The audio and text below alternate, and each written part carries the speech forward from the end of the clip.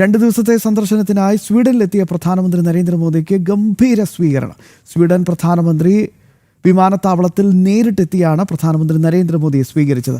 പ്രതിരോധം, ബഹിരാകാശം, വാണിജ്യം എന്നീ മേഖലകളിൽ സഹകരണം ശക്തമാക്കുന്നതിൽ ഊന്നിയായിരിക്കും സ്വീഡനുമായുള്ള ചർച്ചകൾ.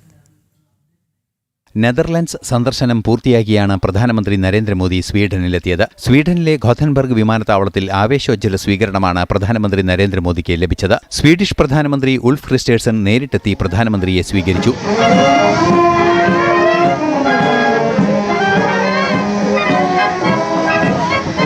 സ്വീഡിഷ് പ്രധാനമന്ത്രിയുടെ സ്വീകരണത്തിന് പ്രധാനമന്ത്രി നരേന്ദ്രമോദി സമൂഹമാധ്യമത്തിലൂടെ നന്ദി അറിയിച്ചു. ഭാരത സമൂഹവും പ്രധാനമന്ത്രി നരേന്ദ്രമോദിയെ സ്വീകരിക്കാനെത്തിയിരുന്നു.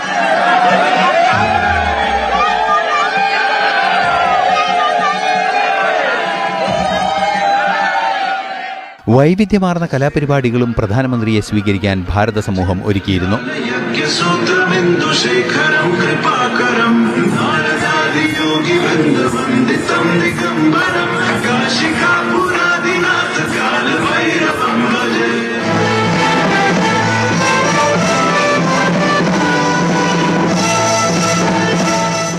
$7.75 ബില്യൺ ഉഭയകക്ഷി വാണിജ്യമാണ് ഇരു രാജ്യങ്ങളും തമ്മിൽ നടക്കുന്നത്. ഭാരതത്തിൽ സ്വീഡന്റെ നേരിട്ടുള്ള വിദേശ നിക്ഷേപം $2.83 ബില്യൺ. ഭാരത യൂറോപ്യൻ സ്വതന്ത്ര വ്യാപാര ധാരണ നിലവിൽ വന്നതിന് ശേഷം നടക്കുന്ന പ്രധാനമന്ത്രിയുടെ ഈ സന്ദർശനം നിർണായകവുമാണ്. European round table for industry സമ്മേളനത്തെ ഭാരത സ്വീഡൻ പ്രധാനമന്ത്രിമാർ അഭിസംബോധന ചെയ്യും. യൂറോപ്യൻ യൂണിയൻ അധ്യക്ഷ ഉർസല വോൺ ഡെർ ലയൻ ഉൾപ്പെടെ റൗണ്ട് ടേബിളിനെ അഭിസംബോധന ചെയ്യുന്നുണ്ട്. 2018 നേരത്തെ പ്രധാനമന്ത്രി സ്വീഡൻ സന്ദർശിച്ചത്. ന്യൂസ് ഡെസ്ക് ജനം.